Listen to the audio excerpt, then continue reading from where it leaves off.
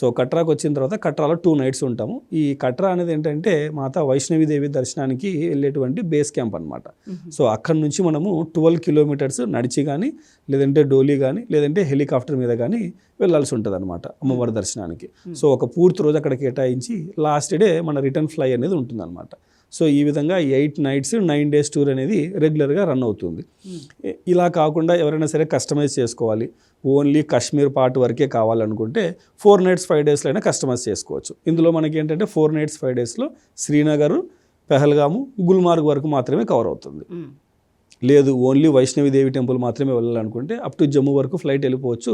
ఆ ప్యాకేజ్ చాలా చిన్న ట్రిప్ 2 నైట్స్ 3 డేస్లో అయినా సరే ప్లాన్ చేసుకోవచ్చు అనమాట. సో ఈ 2 నైట్స్ 3 డేస్ అయినా 4 నైట్స్ 5 డేస్ అయినా వెళ్ళి ప్లాన్ చేసుకున్నటువంటి మెంబర్స్ని బట్టి కాస్ట్ అనేది వేరియేట్ అవుతూ ఉంటుంది అనమాట. ఓకే, అక్కడ వెదర్ అనేది ఎలా ఉంటుంది అండ్ ఫుడ్కి సంబంధించి ఆర్వి టూర్స్ అండ్ ట్రావెల్స్ ఎటువంటి జాగ్రత్తలు తీసుకుంటుంది?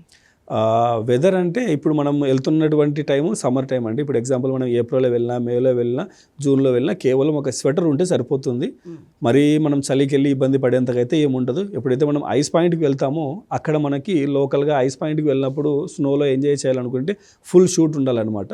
సో అవి అక్కడ మనకు రెంటల్గా దొరుకుతాయి. వాటిని మనం ఆ రోజుకు రెంట్ తీసుకొని చేసి వెళ్ళి అక్కడ స్నోలో ఎంజాయ్ చేసి మళ్ళీ వాటిని రిటర్న్ చేసి వచ్చేయచ్చు. మన రెగ్యులర్ స్వెటర్స్ కానీ లేకపోతే మంకీ క్యాప్స్ కానీ మనం తీసుకెళ్ళినవి యూస్ చేసుకోవచ్చు. అలాగే ఫుడ్కి సంబంధించి కంప్లీట్గా బ్రేక్ఫాస్ట్, లంచ్, డిన్నరు ఈ గ్రూప్ టూర్లో మన కిచెన్ టీమే ఫాలో అవుతుంది వాళ్ళతో పాటు. సో ఎక్కడ ఫుడ్కి సంబంధించి ఇబ్బంది ఉండదు. కంప్లీట్ మన సౌత్ ఇండియన్ ఫుడ్డే వాళ్ళకి సర్వ్ చేస్తారనమాట.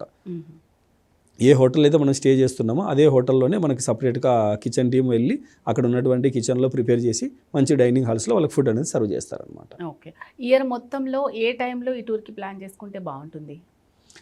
ఎక్కువ మంది సమ్మర్లో వెళ్ళడానికి ఇంట్రెస్ట్ చూపిస్తారండి. ఎందుకంటే మనకి ఇక్కడ బాగా ఎండలు ఉంటాయి కాబట్టి సో కొద్దిగా రిలాక్స్ అవ్వాలి, చిల్ అవ్వాలి అనుకున్న వాళ్ళు ఎక్కువ మంది సమ్మర్లోనే ప్లాన్ చేసుకుంటూ ఉంటారనమాట.